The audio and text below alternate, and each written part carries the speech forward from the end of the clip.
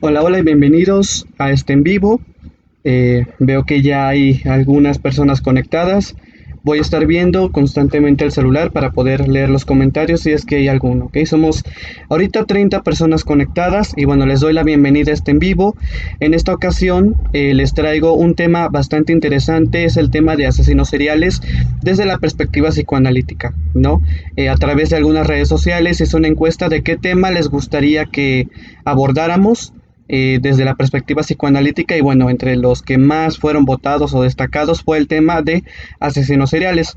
Así que en esta ocasión les traigo este tema y quiero dejar algo muy en claro antes de comenzar, que esta es una perspectiva que vamos a analizar, es la perspectiva de un psicoanalista llamado Víctor Solís Sosa, ¿ok? Para poder hacer esta conferencia, videoconferencia, me estoy basando en el texto llamado El asesinato en serie y sus relaciones con el asesinato del padre de la horda primitiva. ¿Okay? Y en esta ocasión quisiera compartirles cuál es la visión de este psicoanalista, cómo podemos explicar desde el psicoanálisis qué es lo que sucede con un asesino serial, ¿no? Y poder entablar una conversación aquí, poder ver los comentarios, ver qué opinan ustedes al respecto de esta perspectiva. A mí me pareció muy interesante y vamos a poder comentar. Veo que aquí tengo algunos comentarios. Buenas tardes, Edgar, Arnold, Evelyn. Ok. Cualquier duda que ustedes tengan a la hora en que estemos haciendo todo el en vivo, les voy a pedir que por favor escriban en los comentarios dudas, cualquier cosa que ustedes nos quieran compartir acerca del tema. Ok, yo desde, bueno, lo que he estudiado, el conocimiento que tenga, intentaré dar respuesta. ¿Ok? Entonces, bueno, antes de comenzar quiero decir que la perspectiva psicoanalítica, para poderla entender, hay que tener un pensamiento abierto, hay que ser de mente abierta, porque el psicoanálisis estudia a los sujetos desde una subjetividad, ¿ok? Muchas veces lo que se quiere es estudiar a las personas desde una posición demasiado objetiva y esto a veces nos hace olvidar que la persona es un ente subjetivo, ¿no? Por lo tanto, hay que entenderlo desde la subjetividad, para lo cual parte de la subjetividad son algunas metáforas, algunos ejemplos, ¿no? Incluso si nos remitimos a la Biblia, por ejemplo, podemos encontrar que muchas cosas eran explicadas a manera de parábolas, ¿no? En el caso de Freud, muchas cosas las explicó a manera de mitos, ¿no? Por ejemplo, el complejo de Edipo. Entonces, para poder entender cómo funciona la persona, vamos a utilizar precisamente esto, ¿no? Veo que tengo aquí algunos otros comentarios. Henry, buenas tardes desde Ecuador. Hola, hola, saludos hasta Ecuador. Said Marín, un saludo. Y bueno, todas las personas que vayan llegando, vamos a poder entablar aquí una conversación. Dice, si estamos aquí en este en vivo es porque seguimos a Freud, ¿no? Claro, sin embargo, bueno, hay personas que pueden venir desde la psicología para ver qué onda con todo este fenómeno, ¿no? Entonces, bueno, vamos a comenzar y estaré leyendo sus comentarios a lo largo de toda la transmisión, ¿no? Y bueno, siempre hay que partir desde una definición, ¿no? Tenemos que definir qué es un asesino serial. Entonces el texto nos va a decir que una persona que se convierte en un asesino es una persona que mínimo ha cometido 3 asesinatos o más en un periodo de tiempo de entre 30 días aproximadamente, ¿no? El tiempo puede variar, pero el tiempo aproximado es de 30 días. Una cosa interesante que nos va a decir Solís Sosa es que el asesino aparentemente no tiene una relación con la víctima, ¿no? No es que sean conocidos o que haya algún vínculo establecido antes de hacer esto, ¿no? O sea, más bien parecería que es algo como que al azar, ¿no? Y la motivación, ¿no? El por qué es que lo hacen, se ha explicado que es más como una gratificación psicológica que causa el hacer este acto, ¿no? Rara vez los asesinos tienen una recompensa física, ¿no? Dinero o algo así, sino que es más por una gratificación psicológica que provoca el cometer el crimen, ¿no? Bueno, todo esto que les voy a dar es una introducción para poder entender el fenómeno del asesinato serial. Estos son datos que son tomados desde personas que han estudiado criminología, ¿no? Y bueno, ¿cuál es el perfil clásico de un asesino, no? ¿Qué es lo más clásico que un asesino presenta, no? Que se suele ver en un asesino. Generalmente tiene un comportamiento normal, no es de una clase social media baja, generalmente es de entre 20 a 30 años, comúnmente han sufrido abuso físico, mental o ambos esto en la infancia, y esto quiero que lo tomen en cuenta porque nos va a servir para poder entender el fenómeno más adelante, ¿no? Ya muchos imaginarán que obviamente el que una persona se convierte en un asesino tenía que estar relacionado a la infancia, ¿no? Pero veamos y tengamos en cuenta esto, ¿no? Algunos resultan ser muy inteligentes y por ello elevan expectativas altas entre sus familiares, ¿no? Es claro que una persona que es un asesino serial tiene que tener una gran inteligencia, ¿no? Porque si no, pues sería atrapado. Y obviamente si la definición nos dice que es una persona que ha matado de entre 3 a más personas en un periodo de tiempo de 30 días aproximadamente, debe ser una persona inteligente para poder ocultar el crimen, ¿no? ¿Qué más? Bueno, es algo muy interesante que las personas que han estudiado la criminología nos digan que los asesinos sienten admiración por la policía, ¿no? Y por figuras de autoridad.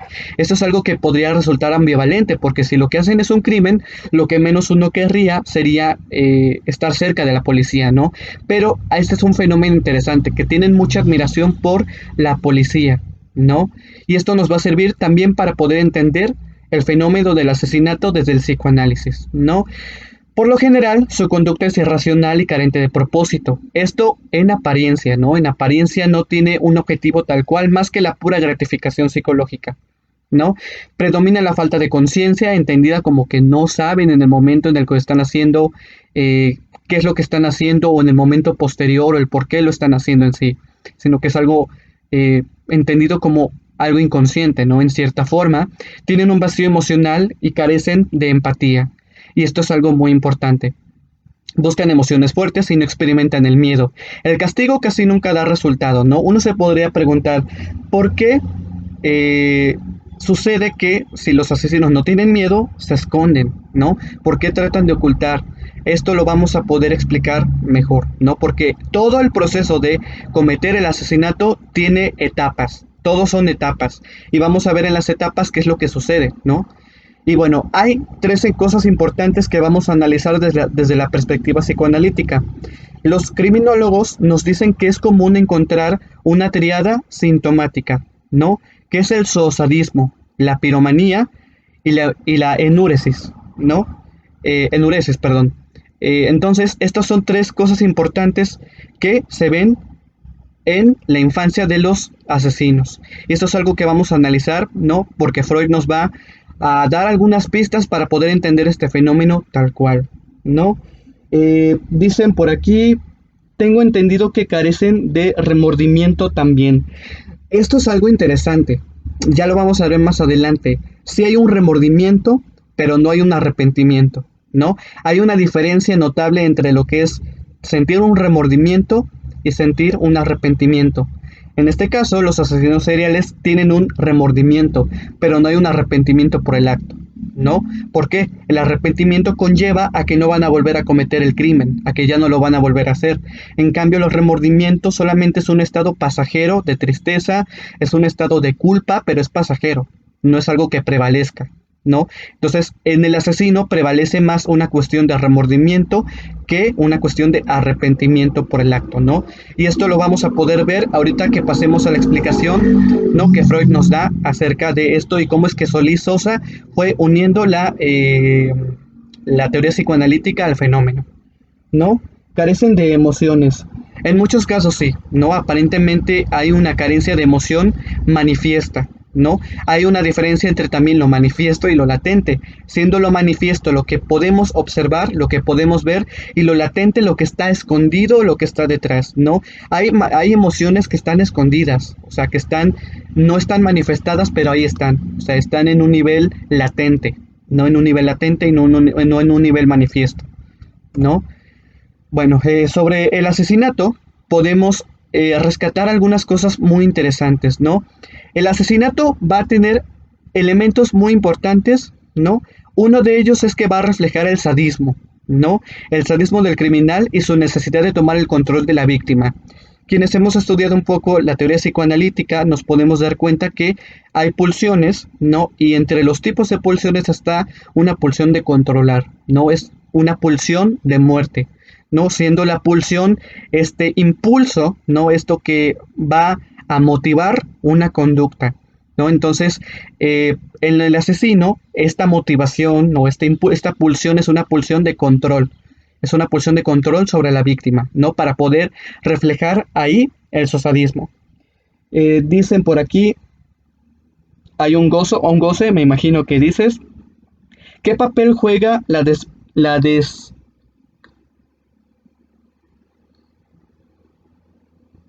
desindividualización en la consecuencia? Ok, la falta de personalización, ¿no te refieres a eso? Yo quiero creer. Juega un papel importante porque si nos remontamos a la teoría psicoanalítica tomada por Lacan, ¿no? Él nos habla de los sujetos, ¿no? ¿Cuándo es que una persona se convierte en un sujeto? Cuando es atravesado por la cultura. En este caso, podríamos decir que no hay un sujeto, es decir, en una persona que es un asesino no hay un sujeto y este sería el papel, ¿no? Del sujeto en el papel del asesino, ¿no? Es decir, el asesino no es sujeto todavía porque ya vamos a ver que para que una persona pueda ser sujeto, es decir, sujeto tiene que ver con alguien que está inmerso en una cultura, funcionando en la cultura, en la sociedad, para que pueda hacer eso, tiene que venir atravesada la cultura, la ley, ¿no?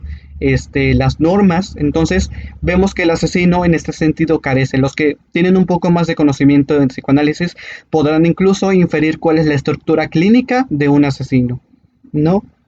Eh, Podrás dejar de decir no, ok, dejaré, es que me cuesta un poco tener esas muletillas en el lenguaje, trataré de regularlo. Eh, Suelen presentar un componente sexual o un componente de canibalismo. Hay que tener en cuenta esto porque esto es algo muy importante. Ahorita les voy a leer unos casos de unos asesinos y vamos a ver en estos casos cómo es que esto se puede reflejar, ¿no? El canibalismo, que hay un componente sexual, no rara vez se tiene una ganancia, lo que yo les decía, siempre es motivado por una cuestión del orden psicológico. No hay temor a las consecuencias posteriores, ¿no? Es decir, yo les decía hace un momento que los asesinos no tienen una emoción manifiesta, pero está una emoción latente. Pero a la consecuencia no hay un cierto miedo. Es por ello que los asesinos no sienten un arrepentimiento, ¿no? Porque el arrepentimiento tiene que llevar todas estas emociones presentadas después del acto, que prevalezcan, para poder hablar de un arrepentimiento real, ¿no? La víctima, por lo general, tiene el valor simbólico, es decir, las personas asesinas que eligen a la víctima la eligen en torno a un simbolismo que tienen. Esto se ve reflejado en el método específico para matar y en la elección de la víctima. Es decir, la víctima tiene un componente simbólico para el asesino. ¿Ok? El asesino lo que quiere es matar algo, pero el asesino no ve en sí a la persona, sino que hay un simbolismo dentro de todo esto que es el asesinato, que va desde cómo vamos a matar a la víctima hasta cómo se va a elegir, ¿no? Entonces, hay una cuestión de un valor simbólico. Dicen por acá, ¿qué papel juega la psicopatía primaria? Todos lo poseen. Eh, Tiene que ver con la estructura, ¿no? Tiene que ver con la estructura clínica, la psicopatía, ¿no? Psicosis. Ya les decía yo que quienes tengan un poquito más de conocimiento en psicoanálisis podrán inferir la estructura, ¿no? Estructura psicótica. Y sí, podríamos decir que poseen esta psicopatía. De manera estructural, tienen esta psicopatía, ¿no? De la estructura psicótica podemos derivar algunas subestructuras, ¿no? En este caso sería, por ejemplo, una estructura un poco perversa, ¿no? Pero con una cierta variación, porque es muy interesante como no todas las personas que tienen esta estructura perversa tienen que ser asesinos, tal cual. Nos dicen por acá, ok, sí, lo de la muletilla, sí, es un poco complicado poder manejar eso, ¿no? Las que más tengo es el ok y el no, pero bueno, trataré de regularlo un poco. Ciclo del asesino. Yo les decía que el asesino tiene un ciclo y Norris nos describe cuál es este ciclo que tiene el asesino, que se compone de 4 etapas. La primera etapa es el sujeto comienza a perder contacto con la realidad, ¿ok? Esta persona está en un estado inicial neutral, ¿no? Aparentemente normal. Es por eso que podríamos compararlo con la estructura perversa o la estructura borderline, porque las personas con esta estructura tienen un comportamiento que puede estar ajustado a la cultura, ¿no? Puede estar ajustado a la ley, ¿no? Lo que se conoce también como el padre ortopédico o la ortopedia de la ley, ¿no? Pero en un momento dado empiezan a tener una pérdida con la realidad, ¿no? Entonces, esta es la primera fase de aura, una pérdida con la realidad. Pasan de un estado neutral a un estado en el que se pierde la noción de la realidad. La segunda etapa es la fase de la búsqueda. En esta etapa se decide quién va a ser la víctima y cómo se va a capturar, ¿no? Aquí es donde empiezan a idear, ¿no? Y es donde entra la parte del simbolismo para ver a quién vamos a elegir y cómo lo vamos a hacer, ¿no? Que les decía tiene que ver con una cuestión plenamente simbólica, ¿no? La tercera fase es la del asesinato, la del crimen como tal, ¿no? En esta fase puede haber tortura, puede haber canibalismo, ¿no? Buscar la forma, ¿no? En que el trato sea agresivo, humillante o degradante, ¿no? Entonces, esta es la parte del asesinato, ¿no? Donde ya se comete tal cual el crimen, ¿no? Y puede haber estas cuestiones en esta etapa. Y la cuarta es la fase depresiva, que es la que quiero que también tomen en cuenta para poder entender posteriormente cómo es que vamos a explicar desde el psicoanálisis al fenómeno del asesinato. Nos dice Norris que en la última fase el sujeto experimenta una sensación que puede ir desde la culpa, el remordimiento o la insatisfacción, que es lo que yo les mencionaba y lo que preguntaba Emanuel hace rato, que los asesinos si carecen de, que si no tienen un remordimiento, y sí lo tienen, pero no tienen un arrepentimiento, ¿no? ¿Por qué? Porque el remordimiento es pasajero y el arrepentimiento prevalece, ¿no? Entonces, este es el ciclo que nos describe Norris para poder explicar el fenómeno del asesinato. Voy a leer algunos comentarios que nos digan. A ver, no me quiero pasar ninguno. Excelente ponencia, gracias. Todos hiciste una investigación de campo para poder generalizar. Ok, repito que esta exposición, ¿no? Está tomada de una investigación que realizó un psicoanalista llamado Víctor Solís Sosa, que empezó a describir el asesinato, ¿no? El fenómeno del asesinato desde la perspectiva psicoanalítica, pero obviamente él, ¿no? Porque obviamente leí el artículo, vi todo lo que él decía, él hizo una investigación de campo, ¿no? Él sí la realizó y realizó esta investigación de campo. Yo también hice un poquito de investigación para poder ver el comportamiento del asesino, ¿no? O sea, asesinos que sean que en la vida real, no de película, sino de vida real, para poder ver las características, y sí, todo concuerda, ¿no? Por ello es que hay que tener mente abierta, ¿no? El psicoanálisis no busca generalizar, ¿no? Sino que busca sentar bases para poder ir a lo particular de cada persona. Es lo interesante de la teoría psicoanalítica, que la teoría psicoanalítica no es una teoría para la particularidad, o sea, no es una teoría de la individualidad, sino es una teoría del sujeto, no un sujeto subjetivo, que obviamente al ser un sujeto subjetivo, si queremos estudiar su psiquismo no podemos irnos a cuestiones objetivas porque cada sujeto es distinto, ¿no? Podemos ir a cosas reales, ¿no? Quizás una parte biológica, estudiar el cerebro, quizás, ¿no? Pero la cuestión plenamente subjetiva que va acorde al psiquismo de la persona no la podemos estudiar desde un ámbito objetivo, ¿no? Desde el método científico que lo que busca es poder generalizar precisamente, ¿no? Es por eso que el psicoanálisis no es una ciencia en el sentido estricto de ser una ciencia del método científico, sino que es más una ciencia en términos generales, ¿no? Que tiene un objeto de estudio, tiene un método, tiene una técnica, ¿no? Dicen por acá, y el nombre del padre, ese es un elemento importante que ahorita voy a tocar. Estoy llevando clase de psicología forense y en la clase de esta semana la profesora nos dijo que no todos los asesinos tienen un problema de salud mental. ¿Podría aclarar eso? Habría que ver a qué tomamos como problema de salud mental, ¿no? Porque obviamente estamos posicionados en distintos paradigmas, ¿no? Si bien no podríamos hablar de una enfermedad mental tal cual, estamos hablando de una estructura. No hablemos de enfermedad, hablemos de un posicionamiento. El asesino se posiciona ante la cultura de cierta forma, ¿no? Y el objetivo de Solís Sosa al crear este artículo no es crear un criterio de valor de es bueno o es malo, sino explicativo, qué es lo que sucede, ¿no?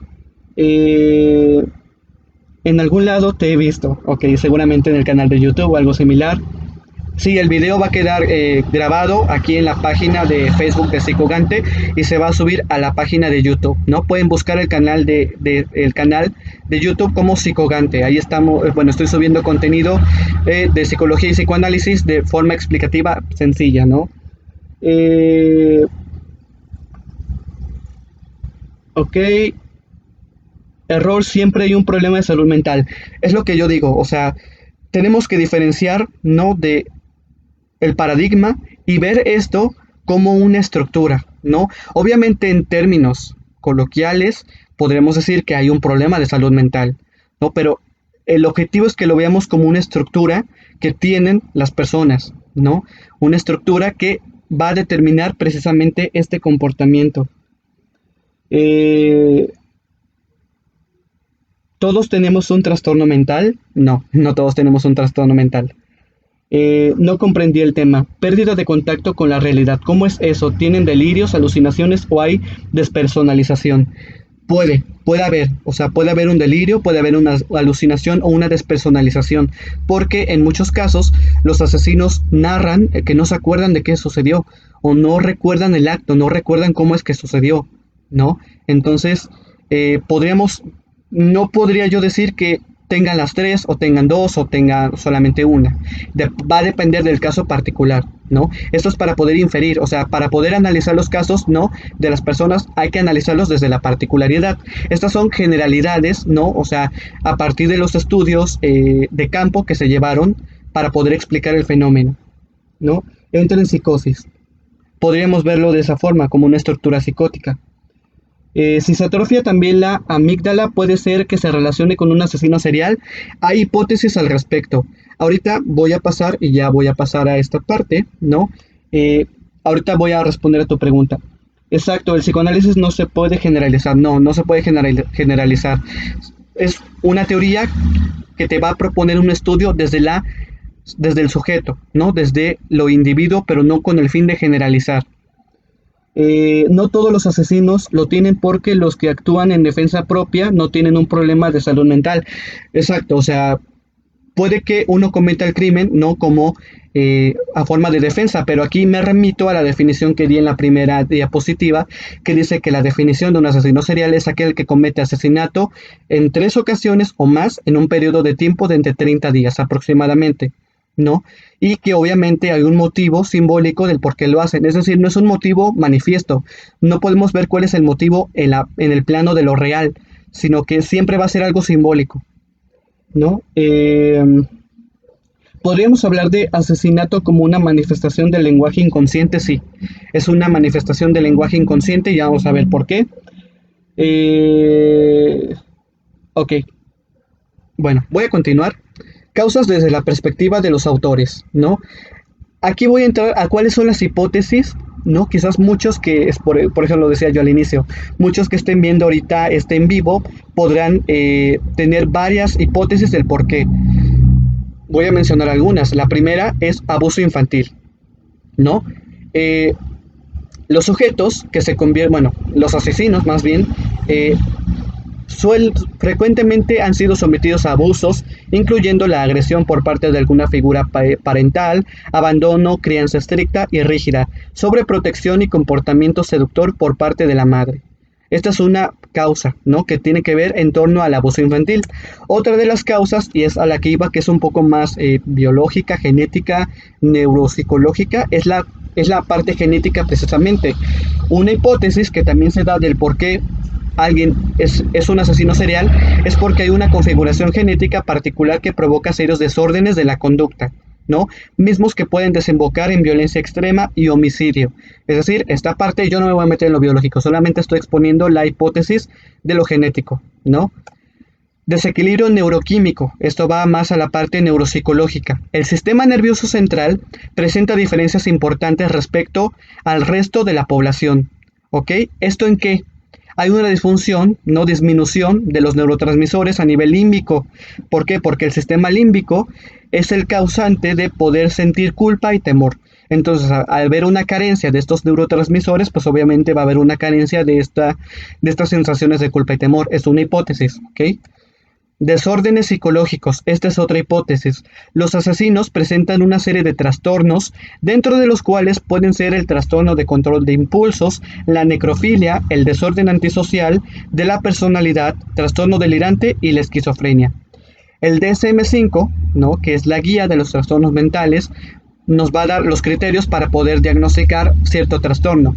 Pero esta es una hipótesis, que el asesino puede ser asesino a causa de un desorden psicológico gracias a un cúmulo de trastornos, que entre los criterios para poderlo diagnosticar se encuentran las conductas del asesino per se, ¿no? Otra hipótesis es que hay una injusticia social, ¿no? Puede ser que el asesino, la persona que se vaya a convertir en asesina a futuro, carezca de habilidades sociales, ¿no? O que tenga algún defecto real o imaginario, ¿no? Que se vea a sí mismo como que tiene un defecto, ¿no? O puede ser incluso psicológico, y que gracias a este defecto haya pasado por bullying, específicamente a causa de los padres, ¿no? O abusos por parte de los padres, ¿no? Esta sería la hipótesis de la injusticia social. Entonces, con todo esto ya vimos algunas hipótesis del por qué pudiera ser que una persona se llegue a convertir en asesino. Pero son hipótesis al fin y al cabo, y aquí yo les pongo algo. El asesino presenta al menos una, por lo cual no se puede predecir cuál específicamente es el causante. Si nos vamos a una parte de metodología de la investigación, podríamos ver al fenómeno del asesinato como un estudio correlacional, ¿no? Un estudio correlacional es donde hay dos variables que se relacionan entre sí, pero no se sabe cuál es la causa de la otra. No, sabemos que se relacionan, pero no sabemos cuál es la causante de la otra, ¿no? Es decir, si queremos ver este tema desde una perspectiva objetiva, científica, del método científico, tendríamos que verlo desde otro enfoque, ¿no? Desde, por ejemplo, un estudio causal, ¿no? Un estudio causal en donde hay dos variables y una afecta a la otra, y sí se sabe cuál es, ¿no? Pero el fenómeno hay que estudiarlo desde la correlación. ¿Por qué? Porque no todos los asesinos han pasado por injusticia social, tienen un desorden psicológico o hay un desequilibrio neuroquímico. O sea, no podemos decir cuál de estas realmente es la causante, sino que estas son algunas que podemos ver en los asesinos, ¿no? Por lo cual, alguna de estas podría ser, al menos hay una, ¿ok? Pero no podemos decir cuál es específicamente la causante siempre de lo mismo, ¿no? Porque tiene que ver con la significación también de cada persona, desde su subjetividad en torno a lo que él interpreta de la realidad, ¿ok? Bueno, voy a seguir con los comentarios antes de poder continuar. Dice...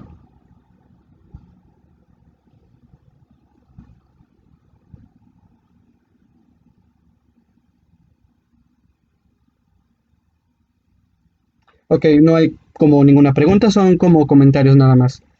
Ok, vamos a ver ahora el asesinato como fenómeno natural o como fenómeno cultural. Todas estas hipótesis sugieren que el hecho de que una persona sea asesina tiene que ver porque hay alguna de estas hipótesis que está siendo la causante. Pero si lo vemos desde esta perspectiva, veremos entonces como que es algo natural, ¿no? Que si es algo natural que si pasa A, entonces ocurre B. Y no, ¿ok? No podemos hablar del fenómeno del asesinato como un fenómeno natural, porque sería situarnos en lo que yo les decía, en un estudio causal, cuando tenemos que ver esto como un estudio correlacional. Y desde este sentido, Solís Sosa nos va a decir que únicamente podemos hablar de un asesinato cuando hablamos de que hay una ley. El asesinato es un fenómeno cultural. ¿Por qué? Porque el asesinato por sí solo no tendría un valor si no hubiera una ley que estuviera castrando, que estuviera culpando, que estuviera poniendo un límite, ¿no? Que estuviera poniendo en el lenguaje secular como que es malo. Todos tenemos, o sea, cuando yo digo la palabra asesino serial o asesinato, todos automáticamente tienen una representación de lo que es, ¿no? Saben lo que es un asesinato, cada quien desde su particularidad lo sabe. Y todos, en la sociedad en la que vivimos, al menos en México, ¿no? sabemos que es algo penado, que es algo incorrecto, que es algo que no se debe hacer, no, que está mal, ¿no? Es lo que la población general tiende a pensar en torno al tema. Pero es porque estamos dentro de esta cultura que condena el asesinato, porque si nos vamos a las sociedades primitivas, vemos que muchas veces el asesinato no era mal visto, y más bien era algo honroso, ¿no? El que una persona, por ejemplo, matara a otra como en un acto sacrificial, no era visto como un crimen, sino que era visto como algo digno de admirar, no digno de adorar, digno de ver como algo supremo. Entonces vemos que el asesinato solo cobra sentido desde una perspectiva cultural. Y en este caso, todos estamos reunidos porque sabemos que el asesinato es algo, pues, interesante, no es algo que suele llamar la atención, o sea, es algo a lo que le tememos muchos, ¿no? Y, o sea, ¿a quién no tendría miedo cuando si se le presenta un asesino y tiene la intención de matarlo, ¿no? Pero a la vez hay cierto como que admiración al fenómeno. Por eso es que estamos aquí reunidos. Si no, no nos hubiéramos metido a esta presentación, ¿no? Porque nos interesa el tema. Entonces, el asesinato solamente cobra sentido en un ámbito cultural, en donde tiene que haber una ley. En donde no hay ley, no podemos hablar de asesinato. Entonces, el asesinato cobra entonces aquí un valor desde el registro de lo simbólico. Todos sabemos, yo les decía, si yo les digo asesino en serie, asesinato, crimen, todos saben más o menos a qué se refiere el término, porque todos tienen significantes, ¿no? Que entre sus significantes van a buscar cómo definir esto, ¿no? Para poder entender qué es el asesinato. Entonces, no tiene sentido hablar de crimen si no se tiene en cuenta que este solo cobra importancia dentro de este registro simbólico. ¿Ok? Yo les decía, podemos hablar de crimen desde un nivel simbólico cuando hay una ley. Y les ponía el ejemplo de que en la cultura anterior, no, en la cultura antigua, perdón, no había una ley a como hoy la conocemos que prohibiera, ¿no? Esta cuestión del asesinato, que era vista más bien como algo glorioso. Entonces, tenemos que ver al fenómeno del asesinato como un fenómeno cultural. ¿Ok? Entonces, esto es lo que quiero que tomen en cuenta y que se lleven de esta presentación. El asesinato es un fenómeno cultural y no es un fenómeno natural. Y aquí empiezo ya a adentrarme a la teoría psicoanalítica. ¿Cómo podemos explicar desde el psicoanálisis este tema? ¿No? Voy a leer comentarios antes de pasar a esto y de ahí me voy a seguir derecho. Ya más adelante voy a leer los comentarios. Dicen por aquí. ¿Qué pasa con ¿y qué pasa con el que es sorprendido y no reacciona y es asesinado? Me hice entender, me dio una golpiza y quiero matarlo. Pues estaremos hablando, pues no sabría decirte porque hay que estudiar cada fenómeno desde la particularidad. Es lo que yo les decía, el psicoanálisis tiene términos explicativos generales, pero no particulares. En tu caso, podría haber muchísimas manifestaciones de un inconsciente con pulsiones de muerte, porque no es algo regular, no es algo común el que te agredan, ¿no? El que te hagan algo, ¿no? Y quieras tú asesinarlo de verdad. Puedes incluso pensarlo, ¿ok? Puedes pensarlo porque tenemos un ello, ¿no? En las tópicas freudianas de yo, ello, super yo, vemos que está el ello que va a estar ahí. No se, o sea, aunque se quiera reprimir, siempre va a salir. Y podemos ver estas manifestaciones de quizás querer matar a alguien, ¿no? En algún momento, que no todos lo decimos libremente, pero estoy seguro que muchos lo hemos pensado, de que nos hacen algo y tenemos este impulso por, ay, quiero matar a la persona, pero es algo que no, probablemente no haríamos, sino que es un pensamiento. Pero que, ojo, si se puso en pensamiento, es porque hay algo que está operando desde el inconsciente, ¿no? De esta parte del ello. Muy buena exposición. ¿Cómo podríamos pensar o traducir en términos psicoanalíticos esto? De gratificación psicológica, que actúan por gratificación psicológica. Este término de gratificación psicológica es un término que nos pusieron los autores de la criminología que estudió Solís Sosa para poder explicar por qué lo hacen, ¿no? Pero desde la perspectiva psicoanalítica, veríamos que la gratificación psicológica viene por querer entrar a la ley. Esa sería, lo adelanto, ¿cuál sería esta gratificación? El querer entrar a la ley. En un momento voy a explicar por qué. El asesino cuando mata con la intención de entrar en una ley, de entrar en una cultura. Ahorita se escucha raro, pero ya lo voy a explicar en un momento, ¿no? Eh, ¿Se puede considerar un asesino serial como un psicópata? Podría ser, ¿no? Podría ser que sí sea un psicópata con una estructura clínica psicópata. ¿Por qué? Porque el psicópata no tiene la ley. O sea, una persona con estructura psicótica no se adentró a la ley. Y el asesino lo que trata es de adentrarse a esa ley, precisamente. Usted mencionó el sistema límbico en un asesino y en los psicópatas es la amígdala. Ok, esa sería la explicación biológica. ¿Cómo elige sus víctimas el asesino? Va a depender del cúmulo de significantes que quiera buscar el asesino. Para cada asesino va a ser algo muy particular. Habrá unos que decidan asesinar únicamente a niños. Lo más común que vemos hoy en México es asesinar mujeres. Y ya vamos a ver, porque tiene una explicación psicoanalítica, el por qué la mujer es un foco para poder, un foco rojo para los asesinos, ¿no? Para poderlas asesinar. Tiene una explicación. El ejercicio de poder de de Bundy sobre sus víctimas es una victimización de su estructura inconsciente. No entendí la pregunta. Desconozco cuál es el ejercicio de Bundy. Bueno, la amígdala está en el sistema límbico, por lo tanto comprende toda la estructura. Un asesino serial puede influir en un individuo para que también sea un asesino. Depende de cómo esté estructurada cada persona. Si la persona ya viene presentando una estructura yoica débil, obviamente si se ve influenciado va a cometer asesinato, ¿no? Pero si tiene una estructura yoica fuerte, es decir, se estructuró como un sujeto, no. O sea, no lo va a hacer, a menos que sea obligado, ¿no?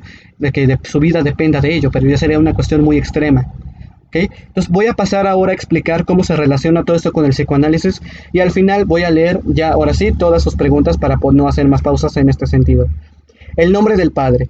Este es un concepto que quiero introducir para poder entender el fenómeno del asesinato. En la ley en la cultura, en psicoanálisis, está la existencia del nombre del padre. Es decir, culturalmente tenemos una ley y esto en psicoanálisis lo vamos a ver como que es la ley del nombre del padre. Y aquí quiero aclarar que cuando dice padre no me estoy refiriendo a una persona corpórea, a una persona en particular, sino que el nombre del padre lo vemos como una función y no como un alguien en particular. ¿Ok? El nombre del padre es una abstracción, por eso les decía que no veamos al nombre del padre como una persona específicamente, no es específica. Su función es la instauración de la ley que regula el acceso a lo permitido y a lo infranqueable o lo prohibido, ¿no? Entonces, nombre del padre tiene que ver con una función, no tiene que ver con alguien, sino con una función de instaurar una ley. La cultura es la consecuencia de significados funcionando en lo real. Esta es una cita de Miguel Óscar Menaza. ¿Qué quiere decir? Que la cultura, obviamente, tiene que ver con los significados que las personas van a poseer para poder entender, para poder funcionar, para poder comprender la cultura y estar inmersos en la cultura. Mientras que, obviamente, esto funcionando en el plano de lo real. Por eso es que las personas que son asesinos seriales no tienen esta cultura, no tienen esta ley introyectada. La cultura y la ley son consecuencia del asesinato del padre de la horda primitiva, introduciendo así el nombre del padre. Esto suena un poco extraño, pero ya voy a pasar a explicarlo. Tenemos que remitirnos a un texto de Freud llamado Tótem y Tabú para poder entender esto. ¿Okay? En Tótem y Tabú, Freud va a explorar cómo es que, o va a describir cómo es que las sociedades primitivas se organizaban. ¿Okay? En este tomo de Freud lo que busca es explicar cómo se organizaban las sociedades antes.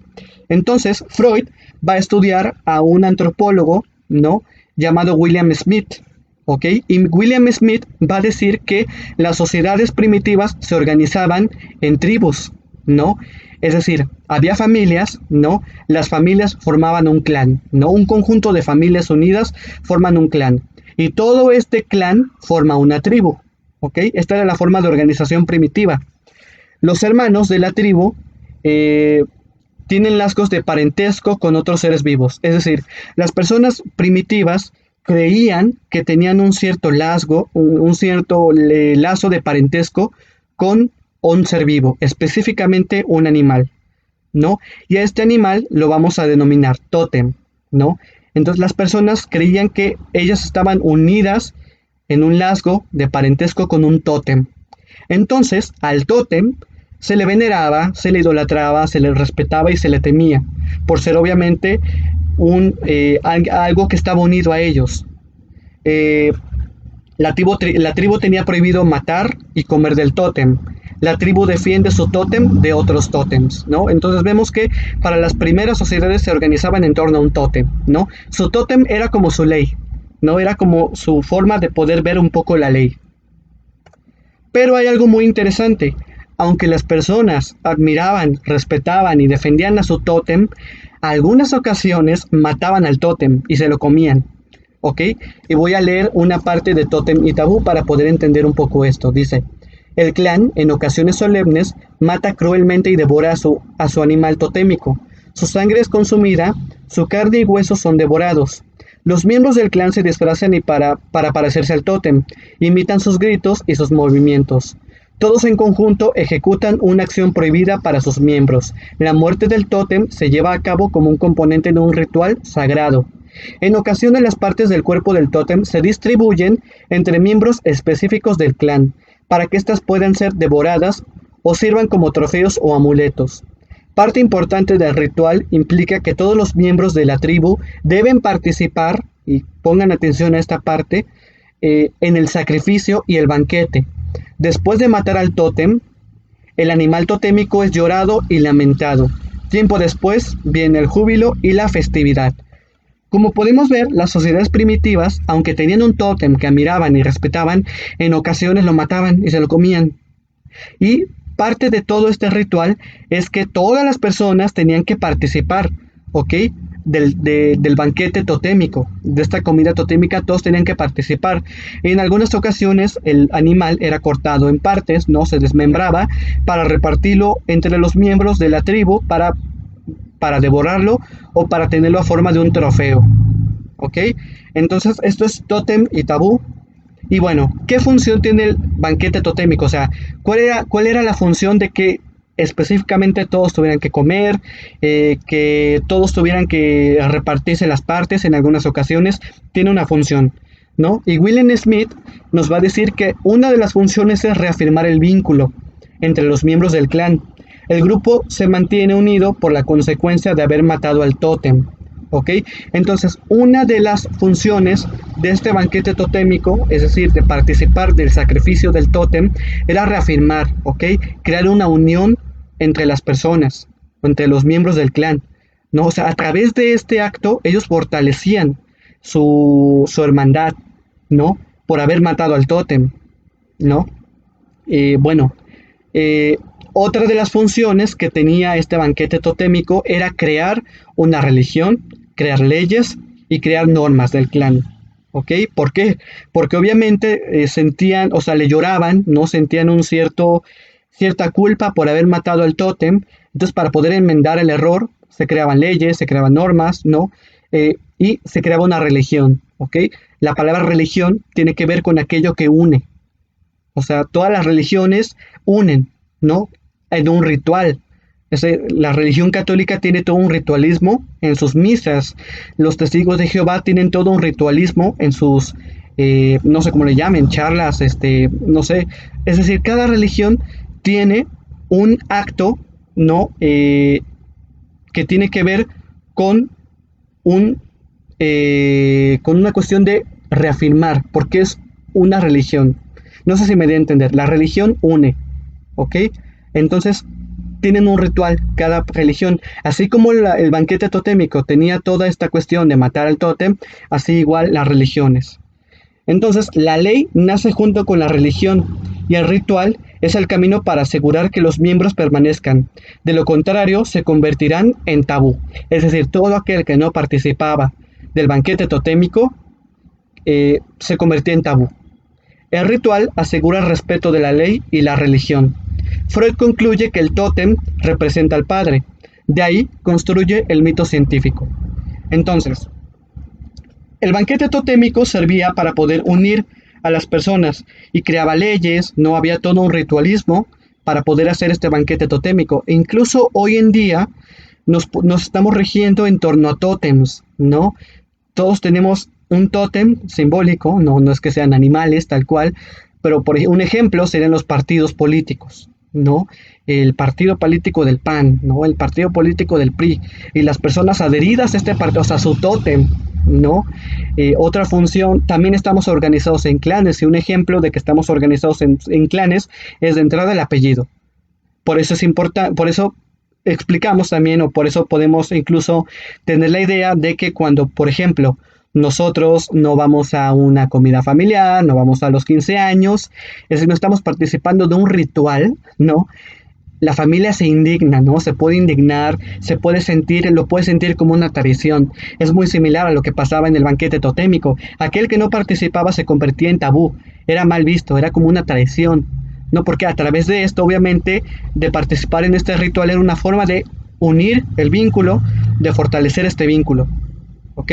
Entonces, el ritual, por eso es que generaba respeto, o sea, el participar era una forma de respeto, precisamente por ello. ¿Ok?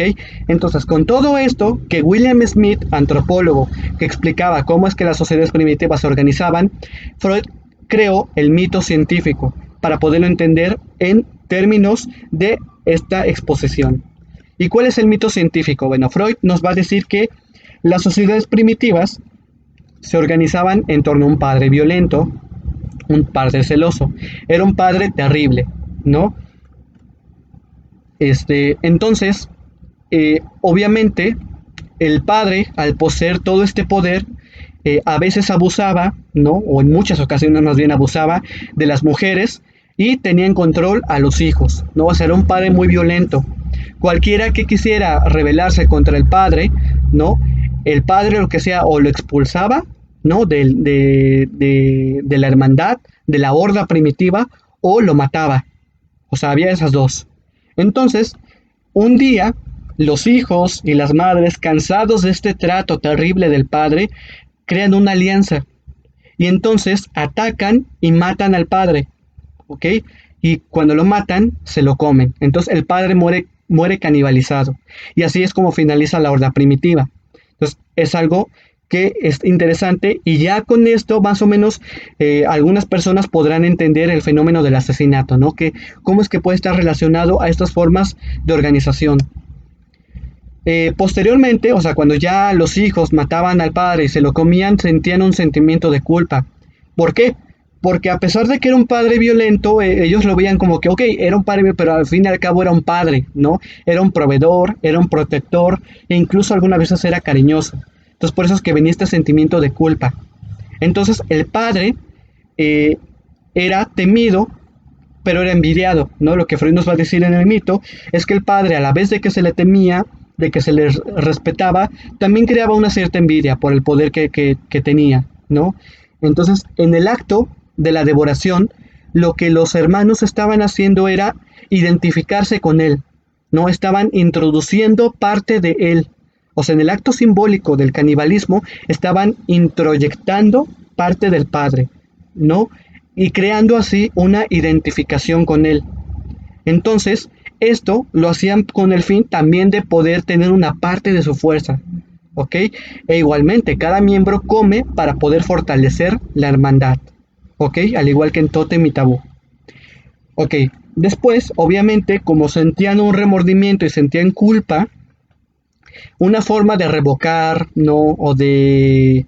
Ajá, como de revocar lo que habían hecho, es que creaban entonces leyes que prohibían, y aquí vienen las tres grandes prohibiciones, ¿no? Que son la prohibición del incesto, la prohibición del asesinato y la prohibición del canibalismo. Ellos, por la culpa que sintieron de haber matado al padre, pusieron estas prohibiciones para poder revocar lo que hicieron, ¿no? Entonces, obviamente, al prohibir esto, surge una ley, ¿no? Y aquí es donde nacen las organizaciones sociales, las limitaciones éticas y la religión. Es decir, todo lo que tiene que ver con la cultura y la ley. Entendiendo la ley no únicamente como el cuerpo policíaco, sino todo aquello que te va a poner un límite, ¿no? Que te va a poner las normas, En casa hay leyes, ¿no? Hay normas, hay reglas, entonces hay que entender esto como esto, que te va a poner normas. Algunos que sean más estudios del psicoanálisis podrán verlo como la castración, ¿no? Entonces, con todo lo que les he explicado hasta ahorita, podemos ver que hay muchas similitudes del banquete totémico y el fenómeno del asesinato. ¿Cuáles son estas similitudes? Uno, hay un acto sacrificial. En el banquete totémico sacrificaban al padre, sacrificaban al tótem. En el asesinato hay igualmente un acto sacrificial de una persona, de una víctima. ¿Ok? Hay un valor simbólico y ritual en el animal, ¿no? El tótem y en la víctima. Es decir, tanto el tótem tenía un significado, ¿no? Si tú les preguntas a las personas de la horda primitiva o a las primeras organizaciones qué es el tótem, para ellos era un padre, no era lo máximo, alguien que tenían que venerar. O sea, toda una cuestión simbólica. Y la víctima también tiene cuestiones simbólicas por las cuales se elige.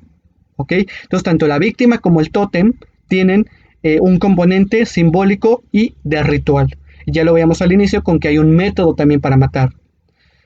También otra similitud es que hay trofeos, ¿no? Y esto está relacionado con el cuerpo. Cada miembro tiene una parte del animal como amuleto o trofeo, ¿ok? Yo les decía que hay formas de matar, ¿no? Cada asesino tiene una forma particular de matar. También vemos que hay un desenfreno de las pulsiones y hay una sensación en ambos casos de una tristeza posterior. Ahora, para poder poner un ejemplo, ¿no? Les voy a leer, o bueno, les voy a explicar cómo fue el caso de 3 asesinos seriales que a mí me llamaron la atención, de cómo es que ellos tienen un método para matar. Un asesino serial se llamó el payaso, ¿no? Y voy a leer. Hubo un hombre estadounidense que fue asesino serial, era estadounidense, y payaso. Primero abusó sexualmente de 2 adolescentes y fue sentenciado a 10 años de prisión. Cuando se le otorgó la libertad condicional por excelente comportamiento, procedió a matar 33 jóvenes. Luego enterró sus cuerpos en el patio de su casa, en el río cercano a su casa. Debido a que era payaso, nadie pensaba que era capaz de semejante maldad. ¿Qué tipo de persona mata a 33 personas y las entierra en su casa? ¿Este payaso infame era un ser humano normal o había algo más siniestro respecto a él? Algo más siniestro respecto a él. Entonces vemos aquí un componente simbólico de payaso, ¿ok?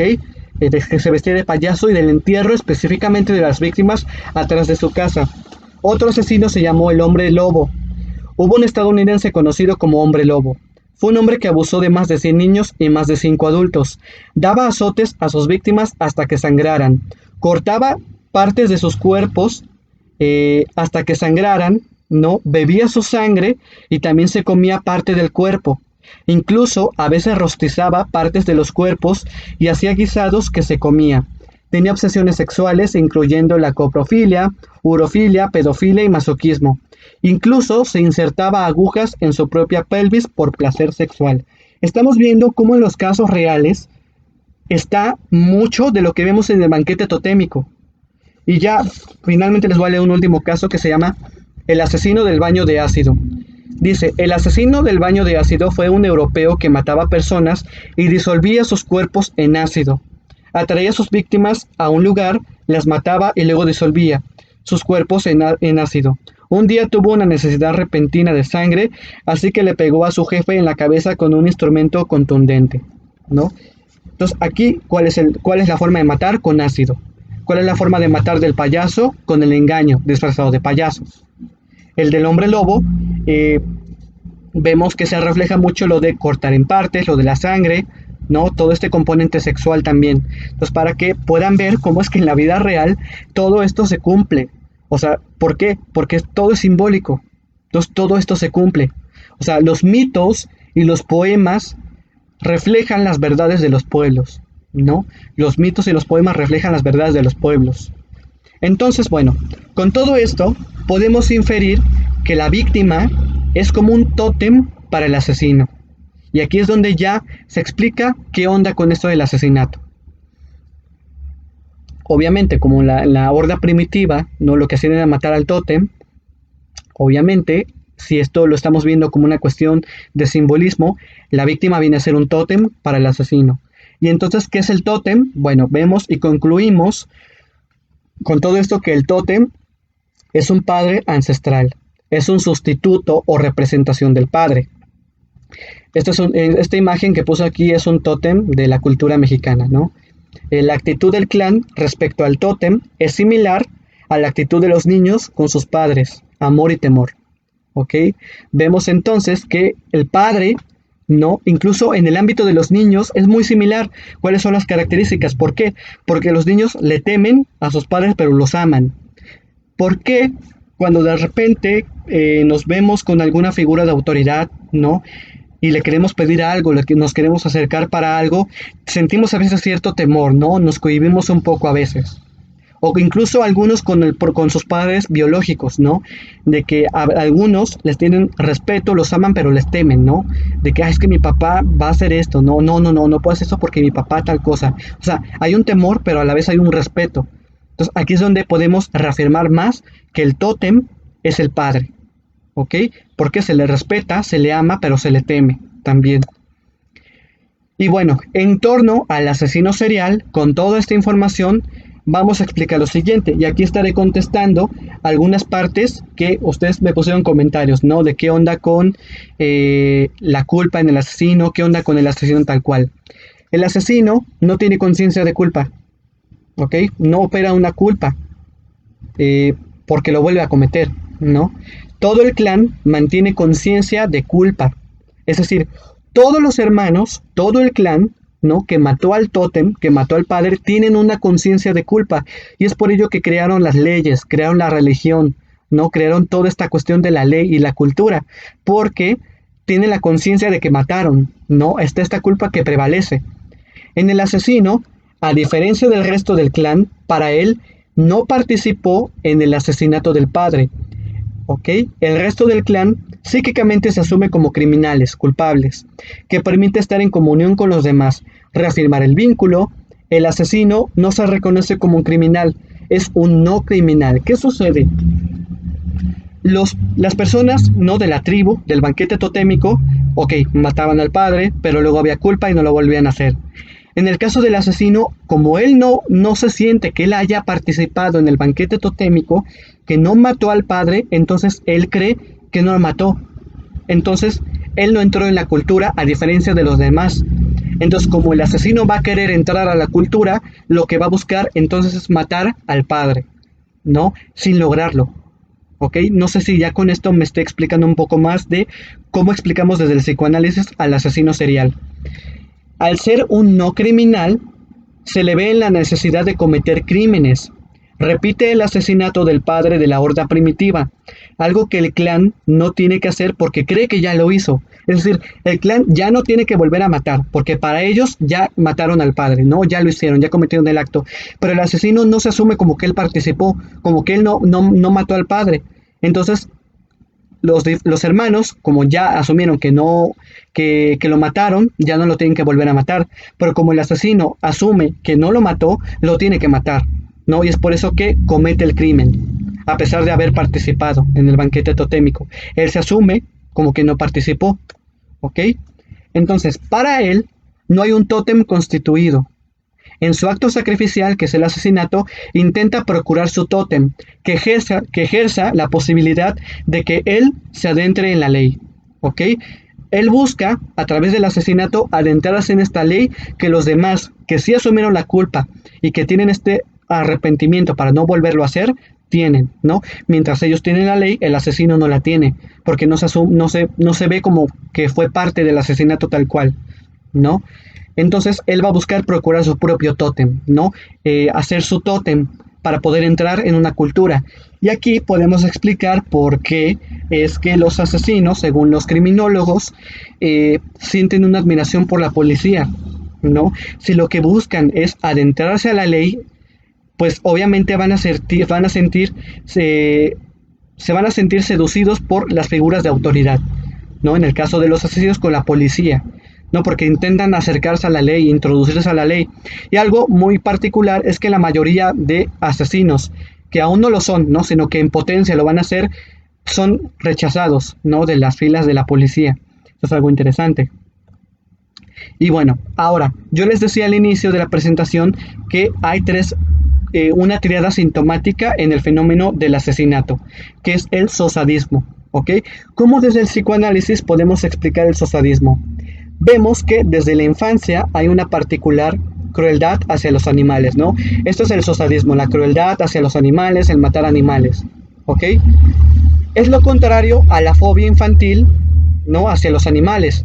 Es decir, mientras que el sosadismo busca matar a los animales, exterminarlos, la fobia les teme, ¿no? Aquí dice, la fobia aparece donde hay una ausencia del padre que ejerza la función paterna, que dé protección e introduzca la ley. Esto es algo importante. El psicoanálisis, ¿no? Nos va a decir que la fobia viene cuando hay una ausencia de un padre que ejerza la ley. ¿Ok? El padre, como bien les decía, el nombre del padre tiene función de introducir una ley. Pero cuando hay una carencia de este padre, entonces viene la fobia. ¿Ok? La fragilidad yoica, ¿no? Es un yo colapsado. Cuando hay una fobia, hay un yo colapsado. ¿Ok? ¿Por qué? ¿Por qué la fobia viene cuando hay una ausencia de padre? Porque el padre viene a poner leyes, pero vimos también que es una figura a la que se le teme, ¿no? Entonces, si hay una carencia del padre que imponga leyes, ¿no? El niño va a buscar entonces algo a que temerle. Ok, no hay un padre que haga esa función paterna para que yo le tema. Entonces, yo como niño voy a construir algo a que temerle, ¿no? Y se suelen elegir los animales, ¿ok? Aquí dice, le tememos a la figura paterna. Pero si es deficiente, nos vemos en la necesidad de construir algo a que temerle, que en este caso sería el animal fóbico. Entonces, en este sentido, la fobia es una metáfora, ¿no? De lo que debió haber sido aquello a lo que le debimos haber temido, ¿no? El animal es una metáfora. ¿Por qué? Porque es una condensación de significantes, ¿no? Condensación está referido a la mezcla y el significante a todo aquello que nos va a referir a algo. Entonces, la fobia es una metáfora, ¿no? Al padre, de que no hubo. Entonces yo construyo algo a lo que le voy a temer, metafóricamente. ¿Ok? Dice, un objeto fóbico tiene la función de suplir al significante del padre simbólico. Esto lo dijo Lacan. Obviamente el animal, en este sentido, sustituye al padre. ¿Ok? Mientras que el padre no hizo su función, el animal va a venir a tomar el lugar del padre. Ahora, esto les da un poco de luz de qué sucede en el sosadismo. Si vimos ahorita con la horda primitiva que el asesino mata al tótem, que es el padre, entonces es lógico que haya sosadismo, ¿ok? Porque si el animal representa al padre, pues entonces vamos a mutilarlo, no lo vamos a matar, y esto va a estar en la infancia. La fobia infantil hacia los animales encarna esa función paterna, es decir, la castración. En ausencia de la función paterna, se construye un animal al cual matar, desmembrarlo, ahogarlo, degollarlo, y en ocasiones la presencia de un componente sexual dentro del acto. ¿Ok? Entonces, mientras que en la fobia se le teme al animal, que viene a representar al padre, en el sosadismo, que está presente en los asesinos en potencia, se forma un animal representando al padre, pero para matarlo. Ya no hacen lo de tótem y tabú, ¿no? De estar tal cual, matar a un animal como en aquel tiempo se entendía, sino que ellos lo construyen, ¿no? Matar a este animal. Es por eso que ahí está el sosadismo, y desde este punto, desde esta perspectiva, podemos ver al sosadismo. El pequeño asesino de animales no hace otra cosa que emular la muerte del padre de la horda primitiva. Es una emulación de aquel acto. El asesinato del animal puede ser leído como una hazaña criminal que busca dar comienzo al registro de la cultura, de lo simbólico y de la ley. Si vimos que los hermanos, una vez que mataban al animal, sentían culpa y para poder revocar la culpa creaban una ley, se adentraban en la ley, ¿no? Las tres grandes prohibiciones. Lo que se busca en el zoosadismo es que a través de matar el animal se empiece en la cultura, en una cultura con leyes, con normas, con límites. ¿Ok? Entonces, es un intento, el matar el animal es un intento de poder entrar a esta ley. Ahora, ¿cómo explicamos la enuresis? ¿Ok? La enuresis es esta falta de contención de la orina en la noche, ¿no? Cuando un niño se orina en la cama. ¿Cómo podemos explicar esto desde la teoría psicoanalítica? ¿Cómo lo entiende Víctor Solís Sosa en este texto? Nos va a decir que esto va a estar relacionado con el mito de Prometeo, ¿ok? Esto viene en un texto de Freud llamado Sobre la conquista del fuego, ¿ok? y va a analizar precisamente el mito de Prometeo. ¿Cuál es el mito? Este es el mito. El ser humano aprendió a dominar el fuego en la misma medida que aprendió a controlar su esfínter, especialmente uretral. ¿Ok?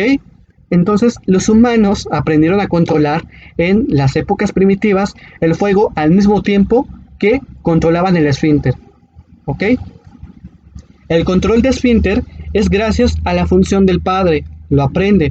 Cuando un niño aprende a controlar el esfínter, ¿no? Es porque ya se está adentrando o ya entró en la cultura. Mientras antes no, porque el padre precisamente es el que va a ayudar, ¿no? Vemos, por ejemplo, los casos en los que los papás enseñan a los hijos a ir al baño, ¿no? Donde se deja el pañal, ¿no? Pero es porque hay una función paterna que está cumpliendo su función de enseñar. Pero antes de esto no hay un control del esfínter, ¿no? Y específicamente del esfínter uretral. Entonces no sé si allí con esto comprendan cuál es la relación de la enuresis con el asesinato. En el asesino no ha entrado la cultura, no está el nombre del padre. Quiere adentrarse, pero todavía no. Entonces, obviamente, la enuresis, al reflejar que todavía no hay una función paterna, no entra el nombre del padre, pues obviamente va a estar presente en los niños. ¿Ok?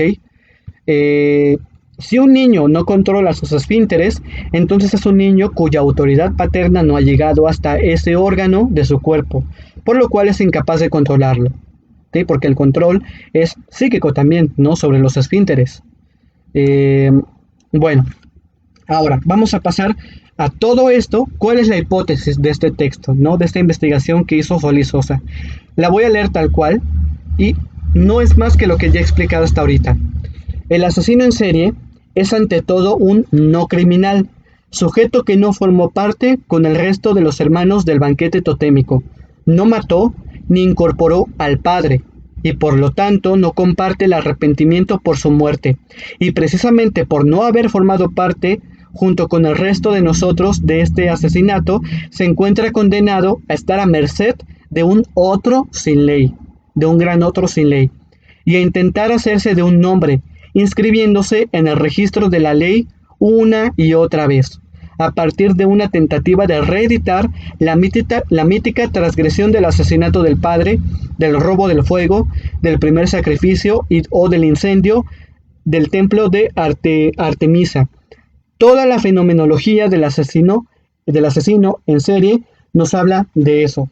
Está complicado de entender, pero en resumen, habla de todo lo que ya les he dicho, de que el asesino se asume como un no criminal, por lo cual un no criminal que aún no ha entrado a la ley, y por ello es que va a estar queriendo meterse a la ley una y otra vez, pero para poder entrar a la ley hay que asesinar al padre,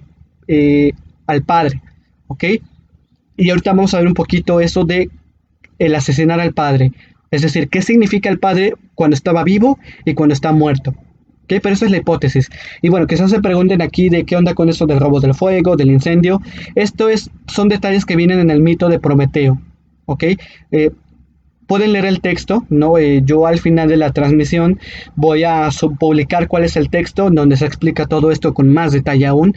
Pero bueno, son cuestiones ahí para poder entender mejor el mito. Ahora, la víctima. ¿Qué podemos entonces concluir con todo esto acerca de la víctima? ¿Ok? El asesinato de la víctima no hace sino que emular al mítico crimen del banquete totémico, y la víctima es elevada a la categoría de significante paterno. ¿Ok?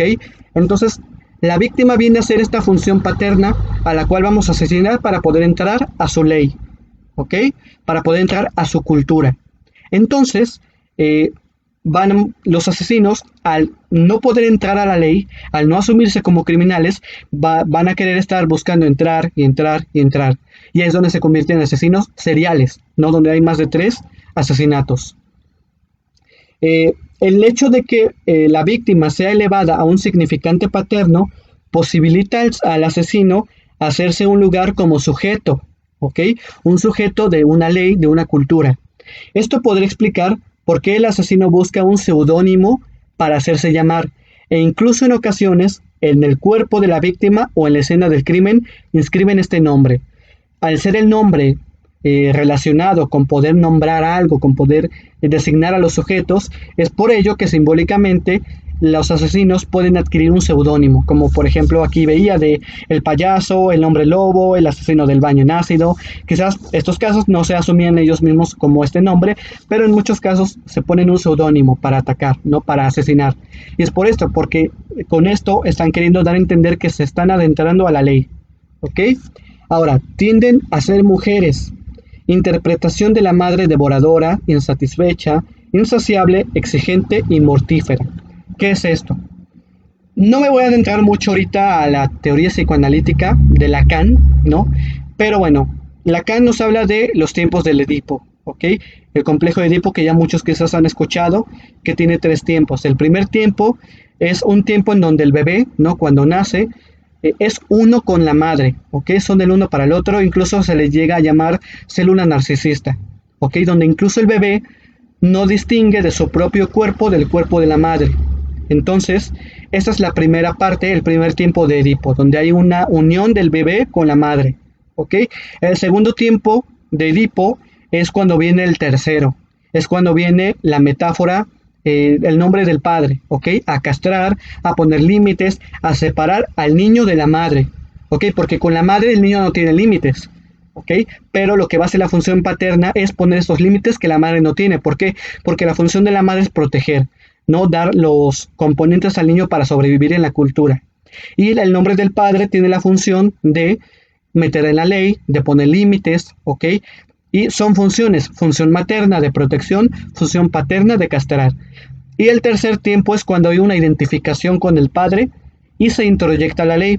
Se asume lo que vemos en el banquete totémico, cuando ellos hicieron las 3 grandes prohibiciones del incesto, del asesinato, del canibalismo, estaban introyectando la ley. Entonces, la tercera parte, el tercer tiempo de Lacan del Edipo es cuando el niño se identifica con el padre. ¿Ok? ¿Qué pasa en un asesinato? En un asesino, perdón. Vemos que como el asesino no tiene la ley introyectada, obviamente no se separó tampoco de la madre. ¿Ok? Y en ese sentido, la madre es una madre devoradora, insatisfecha, insaciable, exigente y mortífera. Una madre que no le puso límites. ¿Por qué? Porque la función paterna incluso la puede ser la mamá biológica del niño. ¿Ok? Y tanto una misma persona puede hacer las 2 funciones de protección, pero también función paterna. Entonces, si la mamá no puso estos límites, no tiende a ser una madre devoradora, una madre insatisfecha, insaciable. ¿Okay? Ya quizás en otra ocasión podemos hablar un poco más a detalle sobre este aspecto, ¿no? Pero de forma general, obviamente, si el segundo tiempo se introduce el padre para poder separar de la madre y ponerle leyes, ponerle límites, obviamente en el asesinato, al no venir el padre, no hay una separación de esta célula narcisista con la madre. Por lo tanto, la madre se convierte en una madre devoradora. ¿Ok? Bueno, el asesinato va a intentar que el asesino entre dentro de una cadena de significantes. ¿Esto para qué? Porque así le va a permitir asumirse como criminal, ¿no? Y va a poder tener un arrepentimiento. Es decir, el asesinato lo que va a buscar es que la persona que es asesina entre dentro de una cadena de significantes que lo hagan saber, ¿ok? Que lo hagan ser consciente de que es un criminal, ¿no? De que ya mató al padre y por lo tanto de tener un arrepentimiento por ello, no una depresión posterior. Entonces viene el periodo de normalización, pero al haber fallado algo en la inscripción, entonces en algún sentido el crimen no fue del todo consumado. Incluso lo pueden olvidar haciendo que se repita, ¿no? El asesinato va a buscar introducirse a la ley. De manera resumida, va a buscar que el sujeto se introduzca a la ley, ¿ok? Pero, obviamente, al fallar algo en todo este proceso, pues obviamente el sujeto, la persona, no va a entrar a la ley. Y a la larga, va a volver a un estado neutral, en donde vemos que hay un remordimiento y no un arrepentimiento, ¿no? Entonces, esto es lo que busca el asesinato.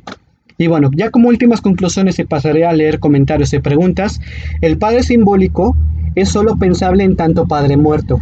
Y aquí vamos a ver una cuestión muy importante del padre. Vemos que en la horda primitiva el padre, cuando estaba vivo, era un padre violento, ¿no? Un padre que violentaba, un padre celoso, que mataba, ¿ok?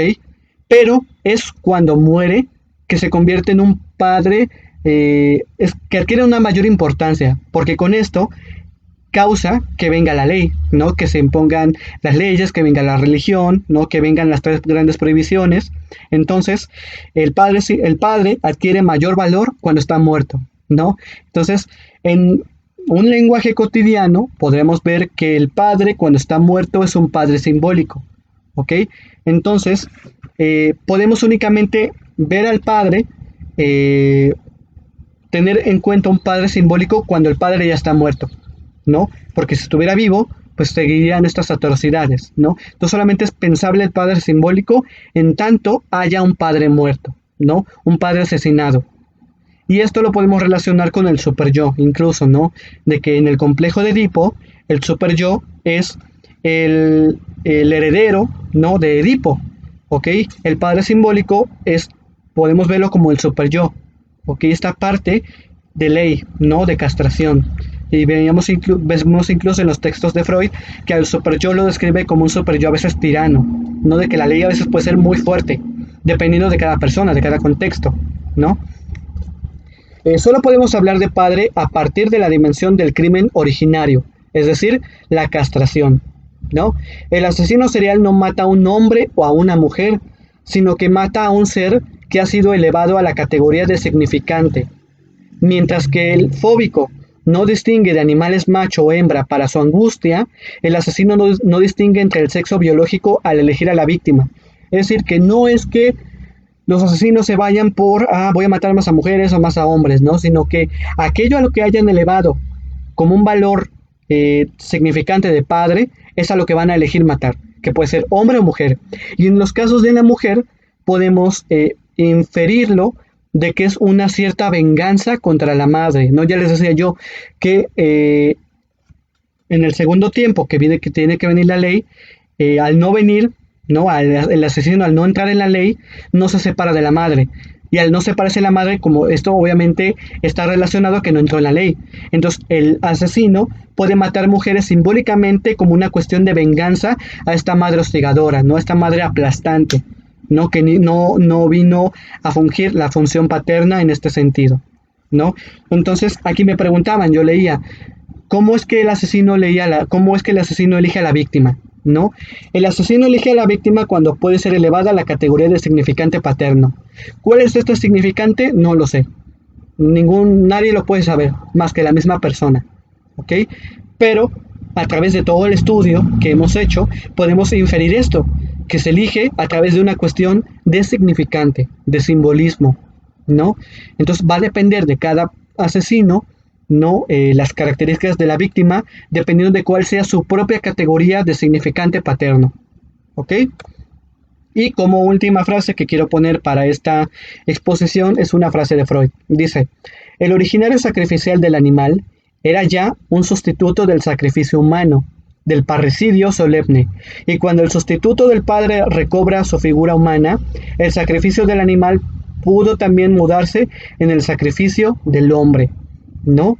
Entonces, bueno, con esto concluyo este tema de los asesinos seriales y el psicoanálisis. Vimos muchas cosas un poco complejas de entender, traté de darlo de la mejor manera posible, porque son constructos muy abstractos, ¿no? Pero que nos ayudan a entender el fenómeno del asesinato en serie, ¿no? Y ahora, yo personalmente concuerdo, estoy totalmente de acuerdo con Víctor Solís Sosa al afirmar todo esto en toda esta investigación que hizo, ¿no? Pero ahora voy a dar paso para que podamos ver cuáles son sus comentarios, qué opinan ustedes al respecto del tema. Entonces voy a pasar a leer los comentarios y voy a leer en los que me quedé. Tiene voz de Hugo López Gatell. A ver.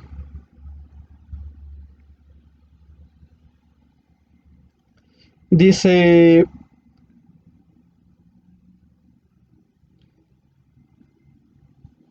El asesino serial... Ok, ya leí esta. Dice Arnold. La mujer como sexo débil para algunos. Se llena de nervios y es de fácil dominio. Sí, pero no. O sea, no. Yo más bien diría que no. Porque hay mujeres que tienen una fortaleza yoica bastante grande. O sea, el hecho de que una persona asesine no depende del sexo, sino depende de cómo, cuál es la categoría de significante del nombre del padre del asesino. ¿Ok?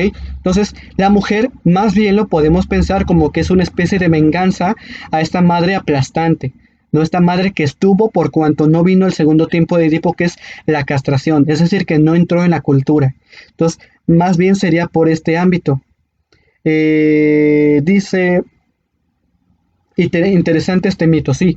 O sea, los dos mitos aquí principales es el mito de Prometeo, ¿no? Y el mito de la horda primitiva, ¿no? Y el mito científico y la narración de la horda primitiva, ¿no? Dice Juan Capetillo, sobre la primera parte, este afán de control de la víctima, de dominio, de disponer de ella hasta matarla, podría pensarse como un afán de dominio de la muerte misma, de vencer a la muerte. Felicidades. Gracias, doctor Capetillo. Sí, de hecho, Víctor Solís Sosa nos va a decir que la muerte es un factor muy importante, ¿no? De este fenómeno. ¿Por qué? Porque la muerte también va a constituir al sujeto, ¿no? En el momento en el que somos conscientes de que somos seres humanos mortales, eh, entramos también a una categoría de sujeto, ¿no? Entramos en estos significantes de un ser, un sujeto. Entonces, obviamente podemos ver esta pulsión de control como un dominio sobre ello, ¿no? De una forma u otra querer dominar la ley a través de esta cuestión del control, ¿no? Una especie incluso de asfixia psíquica por no poder hacerlo en este sentido, ¿no? Se considera asesino serial si mata a 3 o más personas con el mismo patrón de posesión o lo que sea, sí, sí, porque tienen tanto una forma para matar y tienen unas formas de elegir a la víctima en torno a qué es qué es lo que eleven a significante paterno. Dice, los mitos reflejan la realidad psíquica del grupo comunidad. Sería así, ¿no? Exactamente. Hay una escuela que se llama Escuela de Psicoanálisis Grupo Cero, que es una escuela de poesía también, y van en torno a esta mirada de que los mitos, la poesía, son las historias de los pueblos, ¿no? Es el psiquismo de los pueblos plasmado, ¿no? Entonces, es por ello que hay que entender todo esto también desde esto, porque es una cuestión subjetiva. Entonces, para poder entender, ¿no? El psiquismo, que es objetivo, hay que estudiarlo desde la subjetividad, ¿no? Y el mito, la poesía, nos permite esto, es una vía para poder acceder a esto. Dice, Fernando, Fernando Hermoso, el niño del terror, Pedro Alonso López, el monstruo de los Andes. Ellos son ejemplos perfectos. Me parece que Pedro Alonso fue un asesino que clavaba agujas a los cuerpos de las víctimas, ¿no? Corrígeme si estoy mal, pero esta es una forma de cómo es que la forma de matar también tiene que ver una cuestión simbólica, ¿no? Eh, Dice, ¿puedes repetir la referencia del libro o el artículo de Víctor Solís Sosa? Claro, está al inicio. Aquí está. Es el asesinato en serie y sus relaciones con el asesinato del padre de la horda primitiva. Ese es el texto, lo pueden buscar, está en internet. Y si no, lo voy a subir al terminar la transmisión en vivo. ¿Va? Dice, ¿por qué se le tiene aversión a los perros? Tiene que ver con aversión, ok. Tiene que ver con lo que yo les decía de...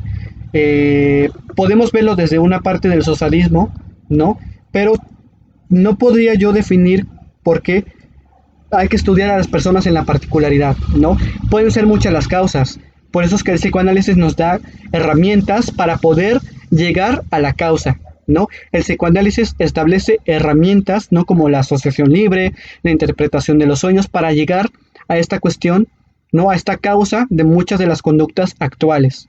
Entonces, no podría yo decirte, o sea, tendríamos que indagar, ¿no? Tendría que someterse quizás a un análisis la persona para saber la causa, ¿no? Tal cual, porque varía, o sea, o sea, en la variación del socialismo puede también variar, ¿no? Puede ser una araña, una lombriz, o sea, tiene que ver también con esta variación, ¿no? Con esta parte muy subjetiva. Dice, saludos Carlos Alfredo, dice Arnold. Dejan pistas o se puede ver como su firma en cada asesinato. Tienen ese afán de ser detenidos, una lucha interna cuando están en el arrepentimiento, solo cuando vuelven o ven al estímulo, cometen un nuevo asesinato. Es que tiene que ver mucho también con el ciclo, ¿no? O sea, de que, ok, hay una fase depresiva, ¿no? Una fase de remordimiento, en el cual es por haber hecho el crimen, igual que en la horda primitiva había este remordimiento, ¿ok? Y sí, pudiera ser que dejen pistas para que los puedan atrapar, porque, por ejemplo, en las infidelidades, ¿no? En las parejas cuando hay una infidelidad, el infiel suele dejar pistas inconscientes, ¿no? Para que se descubra su infidelidad, ¿ok? No es tema de este video, pero tiene que ver con ello, y sí, yo estaría de acuerdo también con lo que mencionas. Kadri, excelente, muy buena explicación, gracias. Dice Rafael Vera, excelente ponencia, muchas gracias. Angélica, excelente ponencia. Dice, no sé cómo se lea el nombre. ¿Me podrías pasar el libro donde puedo encontrar toda esa información? Me encantaría leerla. Claro, es el texto que ya les había mencionado. El asesinato en serie y sus relaciones con el asesinato del padre de la horda primitiva. Es un texto de Solís Sosa que aquí venimos a analizar. ¿Ok? Dice Elizabeth Ticona, excelente, muy buena exposición. Felicita Paulina, felicitaciones, interesante tema, saludos desde Querétaro. Un saludo a Querétaro. Dice Alejandro Salinas, Heidi, Heidi, ok. Alberto, muy buena exposición, ok, muchas gracias. Bueno, no sé si tengan algún comentario de qué les pareció, no la exposición, sino el tema, ¿no? ¿Qué opinan respecto al tema? ¿Les suena coherente? ¿No les suena coherente? ¿Qué aportación ustedes podrían dar, no? También sería un buen espacio para poder discutir un poco esto, ¿no? Me interesa, sé que hay muchas personas que son muy estudiosos del psicoanálisis, ¿no? No sé si por ahí haya alguien que quisiera comentarnos alguna aportación, ¿ok? De todo lo que hemos visto hasta ahorita, ¿no? Y mientras voy a aprovechar para hacer un comercial de que este video lo voy a subir cuando se termine el en vivo a mi canal de YouTube llamado Psicogante, ¿ok? Que incluso aquí está el logo del canal, se llama Psicogante, así lo van a poder encontrar en YouTube, ¿ok? El contenido que se sube al canal es contenido es variado, ¿no? Pero está relacionado a la psicología y al psicoanálisis. Por ejemplo, el último video que subí fue cómo interpretar el test de la figura humana de Copitz, ¿no? De forma sencilla, breve y rápida, ¿no? Subí otro tema que se llama El amor, enamoramiento y vulnerabilidad. Es una serie que explica qué es el amor, ¿no? La infidelidad, los celos, cómo mantener el amor en la pareja desde la perspectiva psicoanalítica, ¿no? De las fases de lo que es el enamoramiento tal cual, ¿no? Y la vulnerabilidad ante que pudiera causar. Y bueno, hay varios temas, ¿no? Ahorita que es cuarentena, bueno, he aprovechado para poder hacer estos temas, ¿ok? Bueno, voy a ver si hay algún comentario más.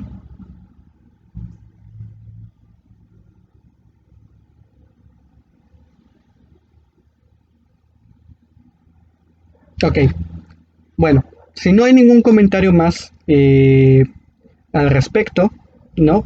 Eh, bueno, les agradezco a todos por su atención, ¿no? Por haber compartido este espacio para que podamos charlar un poco sobre el fenómeno de los asesinos en serie y el psicoanálisis, ¿no? ¿Puedes hablar de los pederastas desde el psicoanálisis? Claro, podría hacer una investigación, igual hacer una explicación breve, ¿no?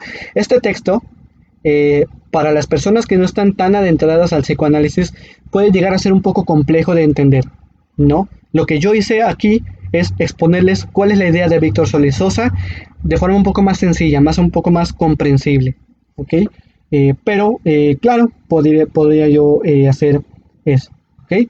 Entonces, bueno, les agradezco a todos, saludos, creo que nos están viendo desde Argentina, Querétaro, entonces nos veríamos en un próximo video, ¿va? Entonces, saludos a todos, no salgan, cuídense por favor en esta cuarentena porque los casos están aumentando, ¿ok? Nos vemos en el próximo video, bye bye.